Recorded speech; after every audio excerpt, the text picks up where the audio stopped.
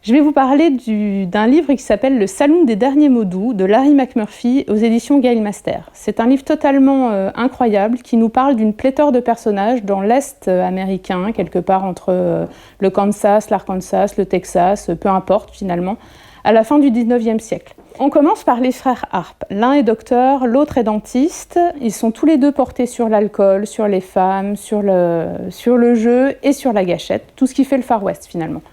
Et on les découvre tout au long du livre avec leur enseigne sous le bras. En fait, leur souci, c'est qu'ils sont tellement désabusés qu'ils ne savent plus où s'installer, où installer leur saloon qu'ils aiment tant. Ils sont totalement désabusés par ce Far West qui est en plein changement.